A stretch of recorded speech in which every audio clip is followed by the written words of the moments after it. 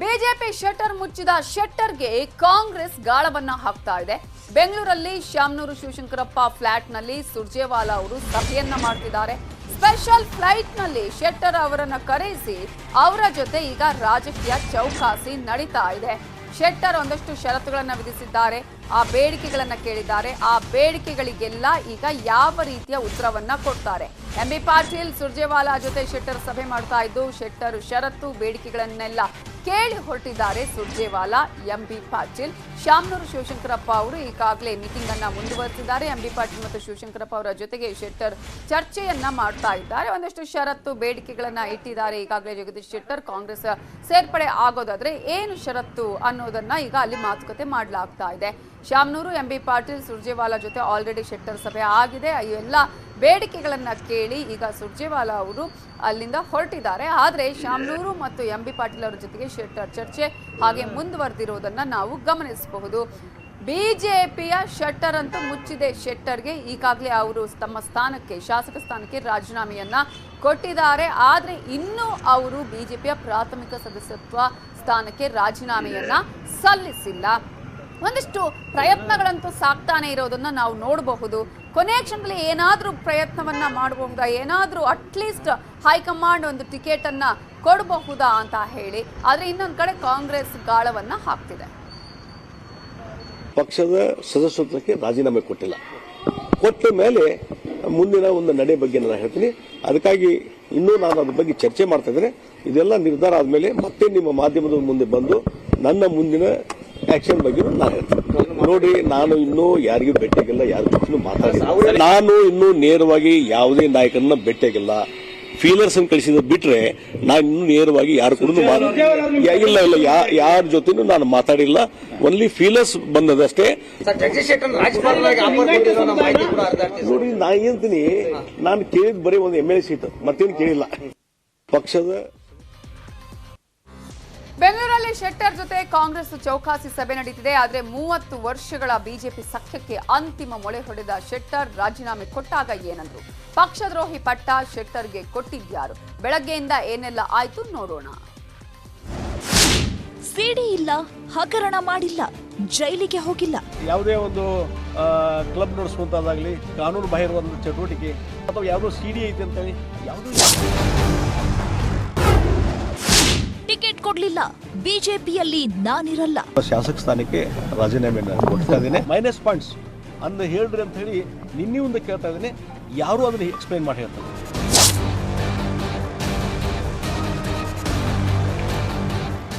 ನಿನ್ನೆ ಬೆಳಗ್ಗೆ ಪ್ರಹ್ಲಾದ್ ಜೋಶಿ ಮನವೊಲಿಕೆಗೆ ಬಂದ್ರೂ ಆಗ್ಲಿಲ್ಲ.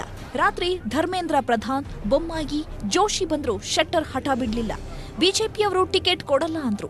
ಶೆಟ್ಟರ್ ಪಕ್ಷದಲ್ಲಿ ಇರಲ್ಲ ಅಂತ ಘೋಷಿಸಿದ್ರು. ಇವತ್ತು ಬೆಳಗ್ಗೆ ಶಿರಸಿಯಲ್ಲಿದ್ದ ವಿಶ್ವೇಶ್ವರ ಹೆಗಡೆ ಕಾಗೇರಿಯವರನ್ನ ಭೇಟಿ ಮಾಡಿ ಜಗದೀಶ್ ಶೆಟ್ಟರ್ ಶಾಸಕ ಸ್ಥಾನಕ್ಕೆ ರಾಜೀನಾಮೆ ಕೊಟ್ರು. ನನಗೆ ಟಿಕೆಟ್ ಕೊಡುವುದಿಲ್ಲ ಅನ್ನುವಂಥದ್ದು, ಶಾಸಕನಾಗಿ ಕೆಲಸ ಮಾಡಬೇಡ್ರಿ ಅನ್ನೋದಕ್ಕೆ ನನ್ನಲ್ಲಿ ಇರುವಂಥ ಒಂದು ಸಣ್ಣ ಮಿಸ್ಟೇಕ್, ಮೈನಸ್ ಪಾಯಿಂಟ್ಸ್ ಅಂದ ಹೇಳ್ರಿ ಅಂತ ಹೇಳಿ ನಿನ್ನೆ ಒಂದು ಕೇಳ್ತಾ ಇದ್ದೇನೆ. ಯಾರು ಅದನ್ನ ಎಕ್ಸ್ಪ್ಲೈನ್ ಮಾಡಿ ಹೇಳ್ತಾರೆ. ಇಷ್ಟು ಪ್ರಾಮಾಣಿಕವಾಗಿ ಕೆಲಸ ಮಾಡಿದಂಥ ಒಬ್ಬ ವ್ಯಕ್ತಿಗೆ ಅವ್ರನ್ನೇ ಇವತ್ತು ಹೊರಗೆ ಹಾಕುವಂಥ ಕೆಲಸ. ನಮ್ಮ ಮನೆಯಿಂದ ನಾವು ಹೊರಗೆ ಹೋಗ್ತಾ ಇದ್ದೇವೆ, ನಮ್ಮ ಮನೆಯಿಂದ ನಮ್ಮನ್ನು ಹೊರಗೆ ಹಾಕ್ತಾ ಇದ್ದಾರೆ. ನಾನು ಇನ್ನೂ ಯಾವುದೇ ರೀತಿಯಾದಂಥ ಯಾರ ಜೊತೆನೂ ಸಂಪರ್ಕ ಮಾಡಿಲ್ಲ, ವೈಯಕ್ತಿಕವಾದಂಥ ಮಾತುಕತೆನೂ ಮಾಡಿಲ್ಲ. ಇವತ್ತು ನಾನು ಹುಬ್ಳಿಗೆ ಹೋಗಿ ಮುಂದಿನ ನನ್ನ ನಿರ್ಧಾರಗಳನ್ನು ತಿಳಿಸ್ತಾನಕ್ಕೆ ರಾಜೀನಾಮೆಯನ್ನು ಕೊಡ್ತಾ ಇದ್ದೇನೆ. ಅದಕ್ಕಾಗಿ ಆ ಹಿನ್ನೆಲೆಯಲ್ಲಿ ಇವತ್ತು ನಾನು ಶಿರ್ಸಿಗೆ ಬಂದಿದ್ದು. ಆ ಹಿನ್ನೆಲೆಯಲ್ಲಿ ಮುಂದಿನ ಇನ್ನೂ ನಾನು ಯಾವುದಕ್ಕೆ ಯಾವ ರೀತಿ ಒಟ್ಟು ಸ್ಪರ್ಧೆ ಮಾಡ್ತೀನಿ. ಶೆಟ್ಟರ್ ಪಕ್ಷದ್ರೋಹಿ, ಯಾರು ಕ್ಷಮಿಸಲ್ಲ. ಇದು ಯಡಿಯೂರಪ್ಪ ಕೊಟ್ಟ ಹೇಳಿಕೆ. ಶೆಟ್ಟರ್ ರಾಜೀನಾಮೆ ಕೊಡ್ತಾ ಇದ್ದಂತೆ ಯಡಿಯೂರಪ್ಪ ಗುಡುಗಿದ್ರೆ ಶೆಟ್ಟರ್ ಯಡಿಯೂರಪ್ಪ ಮೇಲೆ ಸಿಡಿದೆದ್ರು. ನಾವೇನ್ ಕಡಿಮೆ ಮಾಡಿದ್ದು ಜಗದೀಶ್ ಶೆಟ್ಟರ್ಗೆ ಎಲ್ಲ ಸ್ಥಾನಮಾನವನ್ನು ಕೊಟ್ಟಿದ್ದೇವೆ. ಆದರೂ ಸಹ ಈ ರೀತಿಯ ನಿರ್ಧಾರ ಮಾಡದಿರುವಂತಹದ್ದು ಪಕ್ಷಕ್ಕೆ ಮಾಡುವಂತಹ ದ್ರೋಹ. ಹಿಂದೆ ಯಡಿಯೂರಪ್ಪನವರು ಭಾರತೀಯ ಜನತಾ ಪಾರ್ಟಿ ಬಿಟ್ಟು KJP ಯಾಕೆ ಹೋಗಿದ್ರು? ಅವಾಗೇನಾಗಿತ್ತು? ಅವರಿಗೆ ಸ್ಥಾನಮಾನ ಕೊಟ್ಟಿತ್ತಲ್ಲ. ಇವೆಲ್ಲ ಅಪರಾಧ ಮಾಡೋದು ಬೇಡ ಇವೆಲ್ಲ ಸರ್. ಕೇಂದ್ರದಲ್ಲಿ ಮಂತ್ರಿ ಸ್ಥಾನದ ಆಫರ್ ತಿರಸ್ಕರಿಸಿದ ಶೆಟ್ಟರ್. ಅಮಿತ್ ಶಾ ಫೋನ್ ಮಾಡಿದ್ರು, ನೋ ಯೂಸ್. BL ಸಂತೋಷ್ ಮನವೊಲಿಕೆಗೂ ಬಗ್ಗಲಿಲ್ಲ ಶೆಟ್ಟರ್. ಜಗದೀಶ್ ಶೆಟ್ಟರ್ ಬಿಜೆಪಿಗೆ ರಾಜೀನಾಮೆ ಕೊಟ್ಟಿದ್ದಾರೆ. ಆದರೆ ಶೆಟ್ಟರ್ ಪಕ್ಷ ಬಿಡದಂತೆ ಮನವೊಲಿಕೆಗೆ ಭಗೀರಥ ಪ್ರಯತ್ನಗಳಾಯಿತು. ಅಮಿತ್ ಶಾ ಅವರೇ ಖುದ್ದು ಕರೆ ಮಾಡಿ ಶೆಟ್ಟರ್ ಜೊತೆ ಮಾತನಾಡಿದ್ರು. ಬಿಎಲ್ ಸಂತೋಷ್ ಕೂಡ ಫೋನ್ ಮಾಡಿದ್ರು. ಯಾರ ಮನವೊಲಿಕೆಗೂ ಬಗ್ಗದೆ ಶೆಟ್ಟರ್ ಗುಡ್ ಬೈ ಹೇಳಿದ್ದಾರೆ. ಅಮಿತ್ ಶಾ ಸ್ವಂತ ಫೋನ್ ಮಾಡಿ ಹೇಳಿದ್ದಾರೆ, ಅವ್ರ ಹತ್ರ ಮಾತಾಡಿದ್ದಾರೆ. ಅಂದರೆ ಅಮಿತ್ ಶಾ ಗಮನಕ್ಕಿಲ್ಲದೆ ಮಾತಾಡ್ತಾರೆ. ನಾನೇ ಅಮಿತ್ ಶಾಗೆ ಮಾತಾಡಿ ಶೆಟ್ಟರ್ಗೆ ಅವ್ರಿಗೆ ಮಾತಾಡ್ಸಕ್ಕೆ ಹಚ್ಚಿ ಜೋಶಿ ಅವ್ರು ಕಳಿಸಿ ಆ ಫೋನಲ್ಲೇ ಮಾತಾಡಿಸಿದ್ದೀವಿ. ಎಲ್ಲರ ಗಮನಕ್ಕೆ ಇದೆ. ನಾವೇನು ಕಡಿಮೆ ಮಾಡಿದ್ದು ಜಗದೀಶ್ ಶೆಟ್ಟರ್ಗೆ ಈ ರೀತಿ ಕೇಂದ್ರದ ಸಚಿವರಾಗಿ ಮಾಡ್ತೇವೆ ಬನ್ನಿ ಅಂತ ಹೇಳಿದ ಮೇಲೂ ಸಹ ಹಠ ಮಾಡಿ ಕಾಂಗ್ರೆಸ್ ಪಕ್ಷದ ಜೊತೆ ಕೈ ಜೋಡಿಸಕ್ಕೆ ಹೊರಟಿರುವಂತಹದ್ದು ಅಕ್ಷಮ್ಯ ಅಪರಾಧ. ಶೆಟ್ಟರ್ ಯಾರ ಮನವೊಲಿಕೆಗೂ ಬಗ್ಗದೆ ಶಾಸಕ ಸ್ಥಾನಕ್ಕೆ ರಾಜೀನಾಮೆ ಕೊಟ್ರು. ಆಮೇಲೆ ಹುಬ್ಬಳ್ಳಿಗೆ ವಾಪಸ್ ಬಂದು ಬೆಂಬಲಿಗರ ಸಭೆ ನಡೆಸಿದ್ರು. ಹುಬ್ಬಳ್ಳಿಯಿಂದ ಬೆಂಗಳೂರಿಗೆ ಬಂದು ಬಿಜೆಪಿ ಕಚೇರಿಗೆ ತೆರಳಿ ಬಿಜೆಪಿ ಪ್ರಾಥಮಿಕ ಸದಸ್ಯತ್ವಕ್ಕೂ ರಾಜೀನಾಮೆ ಕೊಟ್ರು. ಹುಬ್ಬಳ್ಳಿಯಿಂದ ಬೆಂಗಳೂರಿಗೆ ಬರಲು ಶೆಟ್ಟರ್ಗೆ ವಿಶೇಷ ವಿಮಾನದ ವ್ಯವಸ್ಥೆಯಾಗಿತ್ತು. ಕಾಂಗ್ರೆಸ್ ಪ್ರಭಾವಿ ಮುಖಂಡ ಶೆಟ್ಟರ್ ಬೀಗರೂ ಆಗಿರೋ ಶಾಮನೂರು ಶಿವಶಂಕರಪ್ಪನವರೇ ತಮ್ಮ ಸ್ವಂತ ಫ್ಲೈಟ್ ಕಳಿಸಿದ್ರು. ಅದೇ ವಿಮಾನದಲ್ಲಿ ಬಂದು ಶೆಟ್ಟರ್ ಬಿಜೆಪಿಯ 30 ವರ್ಷದ ಸಂಬಂಧಕ್ಕೆ ಎಳ್ಳು ನೀರು ಬಿಟ್ರು. ಶೆಟ್ಟರ್ ಕಾಂಗ್ರೆಸ್ಗೆ ಅಂದ್ರು ಶಾಮನೂರು. ಕಾಂಗ್ರೆಸ್ ಬರ್ಬೋದನ್ನು ಕಾಣುತ್ತೆ, ಕರಿತೇವೆ, ಮಾತಾಡ್ತಮ್ಮ. ನಮ್ಮ ಮಗ ನಾನು ಮಾತಾಡ್ತಾವ ಬೀಗರು ಟಿಕೆಟ್ ಅವ್ರಿಗೆ ಕೊಟ್ರನ್ನೇ ಸೇರೋದ್ರಲ್ಲಿ ಸೇರಿಸ್ಕೊಳ್ಳೋದು ವಿರೋಧ ಕಚೇರಿ. ಶೆಟ್ಟರ್ ಗೆಲ್ತಾರೆ, ಬಿಜೆಪಿಗೆ ನಷ್ಟ ಅಂದ್ರು ಕೋರೆ. ರಾಜೀನಾಮೆ ಕೊಟ್ಟದ್ದು ಪಕ್ಷಕ್ಕೆ ನಷ್ಟ ಆಗೋದು ಇದನ್ನು ಸತ್ಯ. ಆದರೆ ಎಷ್ಟು ನಷ್ಟ ಆಗ್ತದೆ ಅದನ್ನು ಇವತ್ತು ಹೇಳಲಿಕ್ಕೆ ಸಾಧ್ಯ ಇಲ್ಲ. ಯಾಕಂದರೆ ಅವರು ಈಗ 6 ಸಲ ಶಾಸಕರಾಗಿದ್ದಾರೆ, 7ನೇ ಸಲ ಗೆಲ್ತಾರೆ, ಅವ್ರೇನು ಪ್ರಶ್ನೆ ಇಲ್ಲ. ಅವಕಾಶ ಸಿಗದಿದ್ದಾಗ ಹೋಗ್ತಾರೆ ಬಿಡಿ ಎಂದ ಕಟೀಲ್. ಎಲ್ಲ ಜವಾಬ್ದಾರಿಗಳನ್ನು ನಮಗೆ ವಿಶ್ವಾಸ ಇತ್ತು, ಅವರು ಪಾರ್ಟಿಯಲ್ಲಿ ಉಳಿತಾರೆ. ಯಾವುದೋ ಭಾವನೆಯಿಂದ ಒಂದು ಉದ್ವೇಗದಿಂದ ಈ ಕಾರ್ಯ ಸಹಜವಾಗಿ ಕ್ಷೇತ್ರಗಳಲ್ಲಿ ಅವರಿಗೆ ಮತ್ತೆ ಅವಕಾಶಗಳು ಸಿಗದೇ ಇದ್ದಾಗ ಈ ರೀತಿಯ ದುಡುಕಿನ ಮಾಡ್ತಾರೆ. 10,000 ಜನ ಹೋದ್ದು ನೋಡಿದ್ದೇವೆ, ವಾಪಸ್ ಬಂದದ್ದು ಕನಿಷ್ಠ. ಬಿಜೆಪಿ ಡಿಎನ್ಎ ಏನಂತ ಗೊತ್ತಾಗ್ತಿದೆ ಅಂದ್ರು HDK. ಜಗದೀಶ್ ಶೆಟ್ಟರ್ ಅವರ ರಾಜೀನಾಮೆ ಅವರ ಪಕ್ಷದ ಆಂತರಿಕವಾದಂಥ ಬೆಳವಣಿಗೆಗಳದು. BJP ನಡೀತಾ ಇರತಕ್ಕಂಥ ಒಂದು DNA ಬಗ್ಗೆ ಮಾತಾಡಿದ್ದೆ. ಆ DNA ಇವತ್ತು ಬಹುಶಃ ಪ್ರಸ್ತುತವಾಗಿ ಅಲ್ಲಿಯ ಚಟುವಟಿಕೆಗಳಿಗೆ ಪೂರಕವಾಗಿದೆ ಅನ್ನೋದು ನನ್ನ ಅಭಿಪ್ರಾಯ. ಶೆಟ್ಟರ್ ಸಾಮರ್ಥ್ಯ ಏನು ಅಂತ ಬಿಜೆಪಿಯವರಿಗೂ ಗೊತ್ತು. ಹಾಗಾಗಿನೇ ಮನವೊಲಿಸೋ ಕೆಲಸ ಮಾಡಿದ್ರು. ಆದ್ರೆ ನಂಗೆ ಟಿಕೆಟ್ ಬೇಕನ್ನೋ ಶೆಟ್ಟರ್ ಹಠ ಬಿಜೆಪಿಯನ್ನ ಬಿಡುವಂತೆ ಮಾಡಿದೆ. ಇದು ಉತ್ತರ ಕರ್ನಾಟಕದಲ್ಲಿ ಬಿಜೆಪಿಗೆ ದೊಡ್ಡ ಹೊಡೆತ ಅನ್ನೋದಂತೂ ಸತ್ಯ. Bureau report, news 18. ಶೆಟ್ಟರ್ ಬಿಜೆಪಿಗೆ ಗುಡ್ ಬೈ ಹೇಳಿದ್ರಿಂದ, ಸವದಿ ಬಿಜೆಪಿ ಬಿಟ್ಟಿದ್ರಿಂದ ಬಿಜೆಪಿಗೆ ಹೊಡೆತಾನ. ರಾಜಕೀಯದಲ್ಲಿ ಏನೆಲ್ಲ ಚರ್ಚೆಗಳ ಆಗ್ತಿದೆ ಅನ್ನೋದನ್ನ ನೋಡ್ತಾ ಹೋಗೋಣ. ಈಗಾಗಲೇ ಬಿಜೆಪಿಗೆ ಇದರಿಂದ ಯಾವ ರೀತಿಯ ಹೊಡೆತ ಆಗ್ತಾ ಇದೆ ಅನ್ನೋದು ಒಂದ್ ಕಡೆ, ಶೆಟ್ಟರ್ ಸವದಿ ಬಿಜೆಪಿಯನ್ನ ಬಿಟ್ಟಿರೋದ್ರಿಂದ ಯಾವ ರೀತಿಯಾದಂತಹ ಪ್ರಯತ್ನಗಳು ಆಯಿತು, ಏನೇನು ಆಯಿತು ಅನ್ನೋದಂತಹ ಎಲ್ಲ ಮಾಹಿತಿಯನ್ನು ನಿಮ್ಮ ಮುಂದೆ ಇಡ್ತಾ ಹೋಗ್ತೀವಿ. ಮೊದಲನೇದಾಗಿ RSS ಜೊತೆ ಶೆಟ್ಟರ್ಗೆ 45 ವರ್ಷದ ನಂಟಿತ್ತು. ಆ ನಂಟು ಇವತ್ತಿಗೆ ಮುಕ್ತಾಯ ಆದ ಹಾಗೆ ಕಾಣಿಸ್ತಾ ಇದೆ. ಇನ್ನು ಸಂಘ ಪರಿವಾರನೂ ಕೈ ಹಿಡಿಯಲ್ಲ ಅನ್ನುವಂತಹ ಭಾವನೆ ಇದು ಬಿಜೆಪಿಗೆ ಹೊಡೆತ ಕೊಡೋದ್ರಲ್ಲಿ ಯಾವುದೇ ಅನುಮಾನ ಇಲ್ಲ. ಯಾಕಂದ್ರೆ ಲಕ್ಷ್ಮಣ ಸವದಿ ಆಗಿರ್ಬೋದು, ಜಗದೀಶ್ ಶೆಟ್ಟರ್ ಅವರು ಆ ಕಾಲದಿಂದಲೂ ಇದ್ದು ಮೂಲ ಈ ಬಿಜೆಪಿಗೆ ಕೂಡ ಒಂದಷ್ಟು ಸಮಸ್ಯೆ ಆಗಬಹುದು ಅನ್ನುವಂತಹ ಆತಂಕ ನಿರ್ಮಾಣ ಆಗಿದೆ. ಬಿಜೆಪಿಗಾಗಿಯೇ 30 ವರ್ಷ ಶೆಟ್ಟರ್ ದುಡಿದಿದ್ದಾರೆ, 6 ಬಾರಿ ಶಾಸಕರಾಗಿದ್ದಾರೆ. ಆದ್ರೆ ಈ ಸಲ ಅವರಿಗೆ ಟಿಕೆಟ್ ಸಿಕ್ಕಿಲ್ಲ. ಇದು ಈಗ ಬಿಜೆಪಿಯನ್ನ ನೋಡಿದ್ರೆ ಪಕ್ಷನಿಷ್ಠರಿಗೂ ಕೂಡ ಒಂದು ರೀತಿಯ ಅಭದ್ರತೆಯ ಭಯ, ಆತಂಕ ಕಾಡ್ತಾ ಇದೆ. ಕಾಂಗ್ರೆಸ್ JDS ನಿಂದ ಬರೋರಿಗೂ ಈಗ ಟೆನ್ಷನ್ ಉಂಟಾಗ್ತಾ ಇದೆ. ಮೂಲದವರಿಗೆ ಬೆಲೆ ಇಲ್ಲಪ್ಪ, ಇನ್ನು ನಮ್ದೇನ್ ಕತೆ ಅನ್ನುವಂತಹ ಚಿಂತೆ ವಲಸಿಗರಿಗೆ ಬರೋದ್ರಲ್ಲಿ ಯಾವುದೇ ಅನುಮಾನ ಇಲ್ಲ. ಇನ್ನು ಲಿಂಗಾಯತ ನಾಯಕನಿಗೆ ಅನ್ಯಾಯ ಆಗ್ತಾ ಇದೆ. ಜಗದೀಶ್ ಶೆಟ್ಟರ್, ಲಕ್ಷ್ಮಣ್ ಸವದಿ ಆಗಿರಬಹುದು, ಹೀಗೆ ಬೇರೆ ಬೇರೆ ನಾಯಕರು, ಲಿಂಗಾಯತರ ನಾಯಕರು, BS ಯಡಿಯೂರಪ್ಪ, ಹೀಗೆ ಅವರೆಲ್ಲರಿಗೂ ಈಗ ಏನು ಅನ್ಯಾಯ ಆಗ್ತಾ ಇದೆ ಅನ್ನುವಂತಹ ಮಾತುಗಳು ಕೇಳಿ ಬರ್ತಾ ಇದೆ. ಈಗಾಗಲೇ ಕಾಂಗ್ರೆಸ್ ಸೋಷಿಯಲ್ ಮೀಡಿಯಾದಲ್ಲಿ ಈ ವಿಚಾರವನ್ನ ವೈರಲ್ ಮಾಡ್ತಾ ಇರೋದನ್ನ ನಾವು ನೋಡ್ತಾ ಇದೀವಿ. ಬ್ರಾಹ್ಮಣ ಪರ, ಇತರೆ ಜಾತಿಯ ವಿರೋಧಿ ಇದೆ ಬಿಜೆಪಿ ಅನ್ನುವಂತಹ ಭಾವನೆಯನ್ನ ಹುಟ್ಟು ಹಾಕುವಂತ ಪ್ರಯತ್ನ ಸೋಷಿಯಲ್ ಮೀಡಿಯಾದಲ್ಲಿ ಆಗ್ತಾ ಇದೆ ಕಾಂಗ್ರೆಸ್ ಕಡೆಯಿಂದ. ಜೋಶಿಗೆ ಈ ಲಿಂಗಾಯತ ಮತಗಳೇ ವರದಾನ ಆಗಿತ್ತು. ಆದ್ರೆ ಬಿಜೆಪಿಗೆ ಇನ್ನು ಮುಂದೆ ಏನಾಗಬಹುದು ಅಂತ ನಾವು ನೋಡ್ತಾ ಹೋದ್ರೆ ಇದು ಜೋಶಿ ಅವರ ಮುಂದಿನ ಎಲೆಕ್ಷನ್ಗೂ ಕಂಟಕ ಆಗುವಂತಹ ಎಲ್ಲಾ ಸಾಧ್ಯತೆಗಳು ಕಾಣಿಸ್ತಾ ಇದೆ. 2024ರ ಚುನಾವಣೆ ಮೇಲೆ ಹೊಡೆತ ಬೀಳುವಂತಹ ಎಲ್ಲಾ ಸಾಧ್ಯತೆಗಳು ಇದೆ. ಇದರಲ್ಲಿ ಈಗಾಗಲೇ ಜಗದೀಶ್ ಶೆಟ್ಟರ್ ಹೆಸರು ಹೇಳಿಲ್ಲ, ಆದ್ರೆ ಬೊಮ್ಮಾಯಿ ಕೈವಾಡದ ಆರೋಪ ಇದೆ, ಷಡ್ಯಂತ್ರ ಆಗಿದೆ ಅನ್ನುವಂತಹ ಮಾತುಗಳು ಆಲ್ರೆಡಿ ಅವರು ಷಡ್ಯಂತ್ರದ ಬಗ್ಗೆ ಮಾತನಾಡಿದ್ರು. ಈಗ ಶಿಗ್ಗಾವಿಯಲ್ಲಿ ಸಿಎಂ ಸೋಲಿಸುವಂತಹ ಲೆಕ್ಕಾಚಾರವನ್ನ ಅನೇಕ ನಾಯಕರು ಹಾಕಿಕೊಂಡಿದ್ದಾರೆ. ಶೆಟ್ಟರ್ ಸವದಿಗೆ ಬಿಜೆಪಿಯಿಂದ ಅನ್ಯಾಯ ಆಗಿದೆ. ಆ ಹಿನ್ನೆಲೆಯಲ್ಲಿ ಪ್ರಚಾರದುದ್ದಕ್ಕೂ ಕಾಂಗ್ರೆಸ್ ಇದನ್ನೇ ಅಸ್ತ್ರವನ್ನಾಗಿ ಬ್ರಹ್ಮಾಸ್ತ್ರವನ್ನಾಗಿ ಇಟ್ಟುಕೊಂಡು ಪ್ರಚಾರ ಮಾಡೋದಕ್ಕೆ ಎಲ್ಲಾ ರೀತಿಯ ಸಿದ್ಧತೆಗಳನ್ನ ಮಾಡಿಕೊಳ್ಳಲಾಗ್ತಾ ಇದೆ ಅಂತ ಹೇಳಲಾಗ್ತಾ ಇದೆ. ಯಾಕಂದ್ರೆ ಈ ನಾಯಕರಿಗೆ ಅನ್ಯಾಯ ಆದ್ರೆ ಇನ್ನು ಉಳಿದ ನಾಯಕರ ಕಥೆ ಏನು ಅನ್ನುವಂತಹ ಪ್ರಶ್ನೆಯನ್ನ ಹುಟ್ಟು ಹಾಕಿದೆ. ಈಗ ಬಿಜೆಪಿ ಇಲ್ಲೇವರೆಗೂ 140+ 150ಕ್ಕೂ ಹೆಚ್ಚಿನ ಸ್ಥಾನಗಳನ್ನ ಗೆಲ್ತೀವಿ ಅನ್ನುವಂತಹ ಲೆಕ್ಕಾಚಾರವನ್ನ ಹಾಕೊಂಡಿತ್ತು. ವರಿಷ್ಠರು ಈ ಲೆಕ್ಕಾಚಾರವನ್ನ ಹಾಕಿಕೊಂಡಿದ್ರು.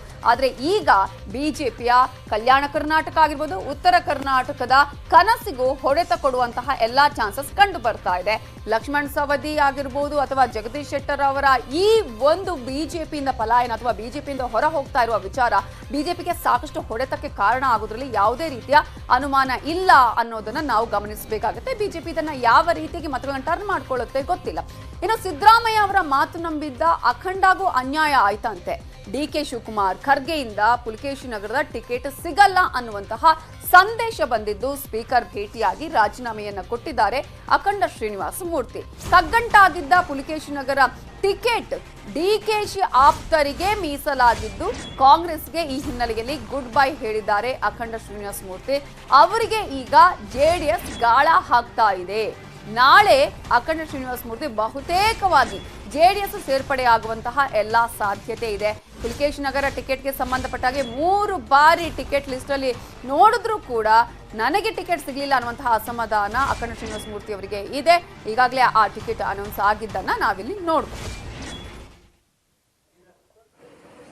ಸಭಾಪತಿಗಳಾದಂಥ ಕಾಗೇರಿ ಸಾಹೇಬ್ ಭೇಟಿಯಾಗಿ ಬಂದಿದ್ದೀನಿ. ನಾನು ಶಾಸಕ ಸ್ಥಾನಕ್ಕೆ ರಾಜೀನಾಮೆ ಕೊಡೋಕ್ಕೆ ಬಂದಿದ್ದೀನಿ.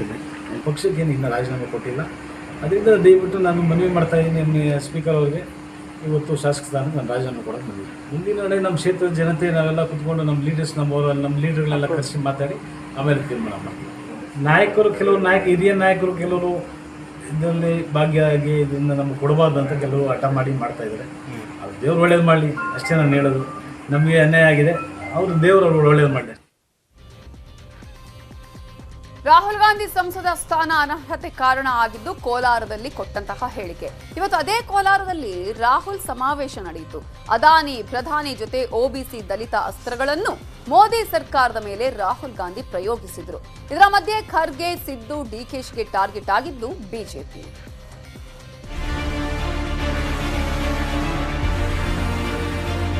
ಎಲ್ಲಿ ನೋಡಿದ್ರು ಜನ, ಎತ್ತ ಕಣ್ಣು ಹಾಯಿಸಿದ್ರು ಕಾಂಗ್ರೆಸ್ ಕಟೌಟ್ಗಳು. ಕಾಂಗ್ರೆಸ್ ಬಾವುಟಗಳ ಅಬ್ಬರ. ಉರಿ ಬಿಸಿಲನ್ನು ಲೆಕ್ಕಿಸದೆ ಕೋಲಾರದಲ್ಲಿ ನಡೆದ ರಾಹುಲ್ ಗಾಂಧಿ ಜೈ ಭಾರತ್ ಸಮಾವೇಶಕ್ಕೆ ಜನಸಾಗರವೇ ಹರಿದು ಬಂದಿತ್ತು. ಸಂಸದ ಸ್ಥಾನದಿಂದ ಅನರ್ಹತೆಯಾಗಿದ್ದಕ್ಕೆ ಕಾರಣವಾದ ಕೋಲಾರದ ನೆಲದಲ್ಲೇ ರಾಹುಲ್ ಗಾಂಧಿ ಅಬ್ಬರಿಸಿದ್ರು.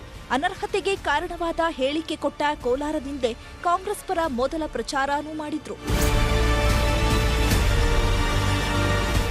ಜೈ ಭಾರತ್ ಸಮಾವೇಶದುದ್ದಕ್ಕೂ ರಾಹುಲ್ ಗಾಂಧಿ ಬಿಜೆಪಿ, ಅದಾನಿ, ಪ್ರಧಾನಿ ಅಸ್ತ್ರವನ್ನೇ ಪ್ರಯೋಗಿಸಿದ್ರು.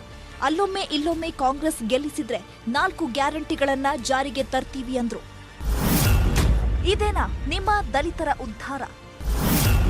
ಮೋದಿ ಸರ್ಕಾರಕ್ಕೆ ರಾಹುಲ್ ಸವಾಲ್. कि हिंदुस्तान की सरकार में सेक्रेटरीज अगर आप देखें तो दलित, आदिवासी और ओबीसी वर्ग से सिर्फ 7% आते हैं। यूपीए ने, कांग्रेस पार्टी ने 2011 में कास्ट बेस्ड सेंसस किया। पूरे देश की जातियों का डेटा उस सेंसस में है। मोदी जी, आप ओबीसी की बात करते हैं, उस डेटा को आप पब्लिक कर दीजिए। ನಾನು ಅನರ್ಹತೆಗೆಲ್ಲ ಭಯ ಬೀಳಲ್ಲ. मुझे पार्लियामेंट से डिस्क्वालीफाई कर दिया। ये सोचते हैं कि पार्लियामेंट से मुझे हटाकर, धमकाकर डरा देंगे। मैं नहीं डरता इनसे।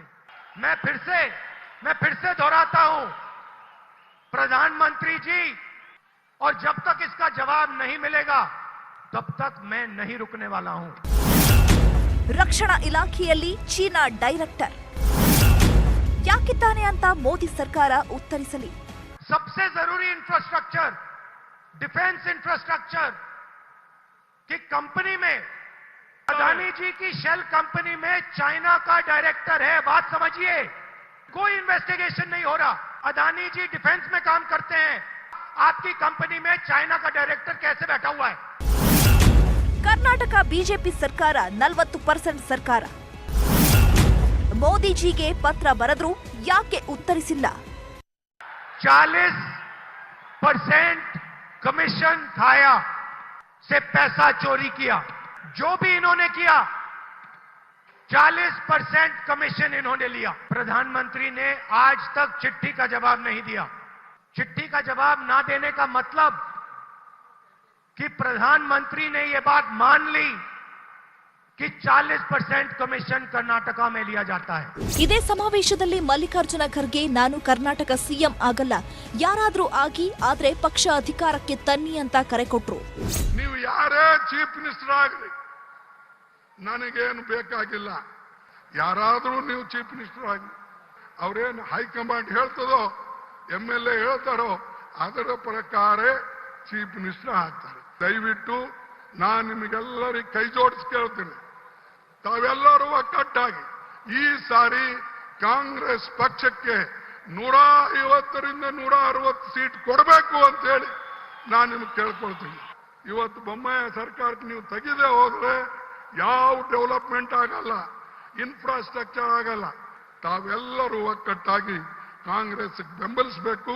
ಕರ್ನಾಟಕದಲ್ಲಿ ಕಾಂಗ್ರೆಸ್ ಸರ್ಕಾರ ಬರಬೇಕು. ಸಮಾವೇಶದಲ್ಲಿ ಸಿದ್ದರಾಮಯ್ಯ ಬಿಜೆಪಿ ವಿರುದ್ಧ ನಂದಿನಿ ಅಸ್ತ್ರ ಪ್ರಯೋಗಿಸಿದ್ರು. ಇಂಥ ಭ್ರಷ್ಟ ಸರ್ಕಾರ ಕರ್ನಾಟಕದ ಇತಿಹಾಸದಲ್ಲಿ ಬಂದಿರಲಿಲ್ಲ ಅಂತೇಳಿ ಮಾತಾಡ್ತಾ ಇದ್ದಾರೆ. ಕರ್ನಾಟಕ ಮಿಲ್ಕ್ ಫೆಡರೇಷನ್ ಅನ್ನ ನುಂಗ್ಲಿಕ್ಕೆ ಹೊರಟಿದ್ದಾರೆ.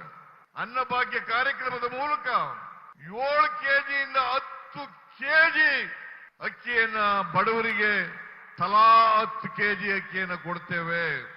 ಡಿಕೆ ಶಿವಕುಮಾರ್ ಸೀದಾ ಬಿಜೆಪಿಯವರನ್ನೇ ಟಾರ್ಗೆಟ್ ಮಾಡಿದ್ರು.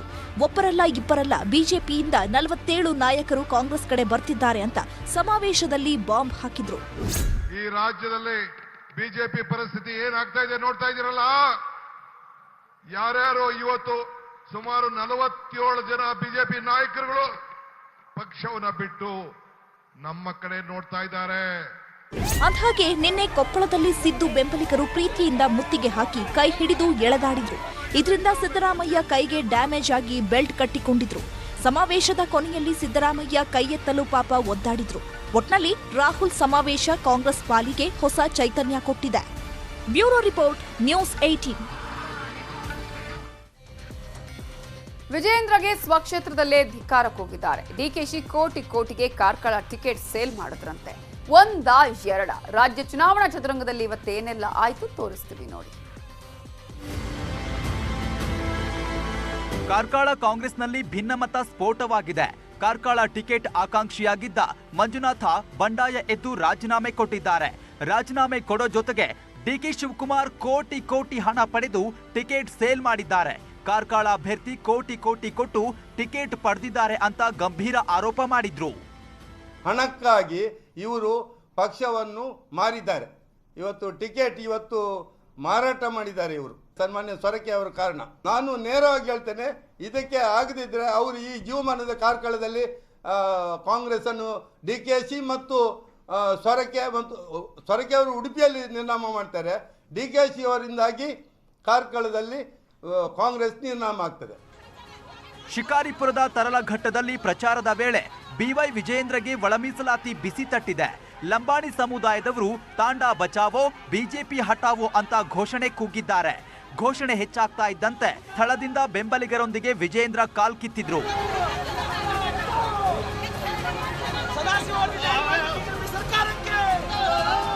ಚಿಕ್ಕಪೇಟೆ ಕೈ ಟಿಕೆಟ್ ಸಿಗದಿದ್ದಕ್ಕೆ ಗಂಗಾಂಬಿಕೆ ಭಾವುಕರಾಗಿದ್ದಾರೆ. ನ್ಯೂಸ್ 18 ಜೊತೆ ಮಾತನಾಡಿದ ಗಂಗಾಂಬಿಕೆ, ನಾನು ಸಿದ್ದರಾಮಯ್ಯ ಬಣದಲ್ಲೂ ಇರಲಿಲ್ಲ, ಡಿಕೆ ಬಣದಲ್ಲೂ ಇರಲಿಲ್ಲ. ಬಣದಲ್ಲಿ ಗುರುತಿಸಿಕೊಂಡಿದ್ರೆ ಟಿಕೆಟ್ ಸಿಕ್ತಿತ್ತು ಅಂತ ಸಿಟ್ಟಾದ್ರು. ಜೊತೆಗೆ ಬಂಡಾಯ ಅಭ್ಯರ್ಥಿಯಾಗಿ ಸ್ಪರ್ಧಿಸ್ತೀನಿ ಅಂದ್ರು. 13ನೇ ತಾರೀಕು ದಿನ ಚೆನ್ನಾಗಿದೆ ಅನ್ನೋ ಕಾರಣಕ್ಕೆ ನಾಮಿನೇಷನ್ ಫೈಲ್ ಮಾಡಿದೆ. ಅಂದರೆ ನಾನು ಯಾವ ನಿಟ್ಟಿನಲ್ಲಿ ಫೈಲ್ ಮಾಡಿದೆ ಅಂದರೆ, ನನಗೆಲ್ಲೋ ಒಂದು ಕಡೆ ಪಕ್ಷ ನನ್ನನ್ನು ಗುರುತಿಸುತ್ತೆ, ನಾನು ಮಾಡಿರೋ ಕೆಲಸ ಗುರುತಿಸುತ್ತೆ. ಎಲ್ಲೋ ಒಂದು ಕಡೆ ಭರವಸೆ, ವಿಶ್ವಾಸ, ನಂಬಿಕೆ ಇದ್ದೇ ಇತ್ತು. ಇದೆಲ್ಲ ಗಮನಿಸಿದ್ರು ಯಾಕೆ ನನಗೆ ಕೊಟ್ಟಿಲ್ಲ ಟಿಕೆಟು, ಇನ್ನೇನು ನನ್ನಲ್ಲಿ ಲೋಪದೋಷ ಹುಡುಕಿದ್ರು ನಾನು ಅವ್ರನ್ನ ಕೇಳಬೇಕಿದೆ, ಕೇಳ್ತೀನಿ. ನನಗೆ ಟಿಕೆಟ್ ಕೈತಪ್ಪಲು ಮಾಜಿ ಸಿಎಂ ಸಿದ್ದರಾಮಯ್ಯನೇ ಕಾರಣ.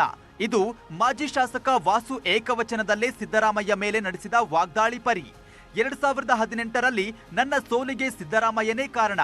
ಈಗಲೂ ಅವರಿಂದಲೇ ಟಿಕೆಟ್ ಮಿಸ್ ಎಂದ ವಾಸು ಜೆಡಿಎಸ್ ಸೇರ್ಪಡೆಗೆ ಸಜ್ಜಾಗಿದ್ದಾರೆ. ಯಾಕೆ ಸೀಟ್ ತಪ್ಪಿಸಿದ್ರೆ, ಯಾರು ತಪ್ಪಿಸಿದ್ರು ಅಂತ ಕೇಳ್ತಿದ್ರಿ ಅಂತ ಅಂದ್ಕೊಳ್ತೀನಿ. ನನಗೆ ಯಾರು ತಪ್ಪಿಸಿದ್ರು ಅನ್ನೋಕ್ಕಿಂತ ನಿಮ್ಗೆಲ್ರಿಗೂ ಚೆನ್ನಾಗಿ ಗೊತ್ತಿದೆ. ಅವ್ರಿಗೆ ದೇವರು ಸನ್ಮಾರ್ಗ ಕೊಡಲಿ ಅಂತ ನಾನು ಕೇಳ್ಕೊಳ್ತೀನಿ. ಆದ್ದರಿಂದ ಪಕ್ಷ ಅಂತೂ ಬಿಡೋದಿಲ್ಲ. ಪಕ್ಷದಲ್ಲಿ ಇದ್ದುಕೊಂಡು ಅನ್ಯಾಯ ಆಗ್ತಕ್ಕಂಥವ್ರು, ಅನ್ಯಾಯ ಮಾಡ್ತಕ್ಕಂಥವ್ರನ್ನ ನಾ ದ್ವೇಷ ಮಾಡೋದು ನಿಜ, ಖಂಡಿಸೋದು ನಿಜ. ಕೋಲಾರ ಕಾಂಗ್ರೆಸ್ ಅಭ್ಯರ್ಥಿ ಕೊತ್ತನೂರು ಮಂಜುನಾಥ್ ಉಲ್ಟಾ ಹೊಡೆದಿದ್ದಾರೆ. ನನಗೆ ಮಾಹಿತಿ ನೀಡದೆ ಟಿಕೆಟ್ ಘೋಷಿಸಿದ್ದಾರೆ. ಕೋಲಾರದಲ್ಲೇ ಸ್ಪರ್ಧೆ ಮಾಡಬೇಕೋ ಬೇಡವೋ ಅನ್ನೋ ಬಗ್ಗೆ ನಾಳೆ ಸಂಜೆ ತೀರ್ಮಾನ ಆಗಲಿದೆ ಎಂದಿದ್ದಾರೆ. ಸರ್, ಕೋಲಾರ ಟಿಕೆಟ್ ಅನೌನ್ಸ್ ಆಗಿದೆ. ಅದು ಹಿರಿಯರು ಮಾರ್ಗದರ್ಶನದಲ್ಲಿ ಅವರೊಂದು ಡೈರೆಕ್ಷನ್ಸ್ ಅಲ್ಲಿ ಅನೌನ್ಸ್ ಮಾಡಿದ್ದಾರೆ. ನಾನೇನು ಅಪ್ಲಿಕೇಶನ್ ಹಾಕಿರಲಿಲ್ಲ, ಏನೂ ಇಲ್ಲ. ನಾನಿಲ್ಲಿ ಕಂಟೆಸ್ಟ್ ಮಾಡಬೇಕು ಅಂತ ಏನಾದರೂ ಉದ್ದೇಶ ಇದ್ರೆ ನಾಳೆ ಸಾಯಂಕಾಲ ತೀರ್ಮಾನ ಆಗುತ್ತೆ. ಇದೇನು ಗೊತ್ತಿಲ್ಲದೆ ನಾನು ಯಾವ ತರ ತೀರ್ಮಾನನೂ ನಾನು ಹೇಳಕ್ಕಾಗೋದಿಲ್ಲ ಇವಾಗ ಸದ್ಯಕ್ಕಂತೂ. ಬೆಳಗಾವಿ ಗ್ರಾಮೀಣ ಕ್ಷೇತ್ರದ ಬಿಜೆಪಿ ಅಭ್ಯರ್ಥಿ ಮುನೋಳ್ಕರ್ ಬೆಂಬಲಿಸುವಂತೆ ಗ್ರಾಮೀಣ ಬಿಜೆಪಿ ಜಿಲ್ಲಾಧ್ಯಕ್ಷ ಸಂಜಯ್ ಪಾಟೀಲ್ ಮಂಡಿಯೂರಿ ಮನವಿ ಮಾಡಿದ್ದಾರೆ. ನಗರದ ಧರ್ಮನಾಥ ಭವನದಲ್ಲಿ ಸಭೆ ನಡೆಸಿ ಕಾರ್ಯಕರ್ತರು ಒಮ್ಮತದಿಂದ ಕೆಲಸ ಮಾಡಬೇಕು ಅಂತ ಮನವಿ ಮಾಡಿದ್ರು.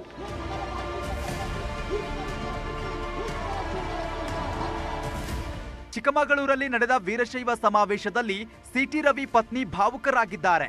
ಕಿಡ್ನಿ ಸ್ಟೋನ್ ನಿಂದ ಸಿಟಿ ರವಿ ಚಿಕಿತ್ಸೆ ಪಡಿತಾ ಇದ್ದಾರೆ. 5 ನಿಮಿಷ ಸಮಾವೇಶಕ್ಕೆ ಕಳಿಸಲು ವೈದ್ಯರು ಒಪ್ಪಲಿಲ್ಲ. ನಿಮ್ಮ ಪ್ರೀತಿಯ ಮಗನಿಗೆ ಮತ ಹಾಕಿ ಗೆಲ್ಲಿಸಿ ಅಂತ ರವಿ ಪತ್ನಿ ಪಲ್ಲವಿ ಕಣ್ಣೀರು ಹಾಕಿದ್ರು. ಆ ಒಡನಾಟ ನಮ್ಮ ಸಿಟಿ ರವಿ ಅವರಿಗಿದೆ ಅಂತ ನಂಬಿ ನಿಮ್ ಜೊತೆ ಆ ವ್ಯಕ್ತಿನೇ ಮತ್ತೆ ಆರಿಸಿ ಬರಲಿ, ಈ ಕ್ಷೇತ್ರದ ಅಭಿವೃದ್ಧಿಗೆ ಹೆಚ್ಚು ಒತ್ತು ಕೊಡ್ತಾರೆ ಅಂತ ಹೇಳ್ತಾ. ಯಾದಗಿರಿ ಕಾಂಗ್ರೆಸ್ ಅಭ್ಯರ್ಥಿ ಚೆನ್ನಾರೆಡ್ಡಿ ಪಾಟೀಲ್ ತುನ್ನೂರು ಪರ ಅವರ ಸೊಸೆಯಂದ್ರಾದ ಪೂರ್ಣಿಮಾ ಪಾಟೀಲ್, ನಮ್ರತಾ ಪಾಟೀಲ್ ಭರ್ಜರಿ ಪ್ರಚಾರ ಮಾಡಿದ್ದಾರೆ. ತಮ್ಮ ಮಾವನನ್ನ ಗೆಲ್ಲಿಸುವಂತೆ ಮನವಿ ಮಾಡಿದ್ರು.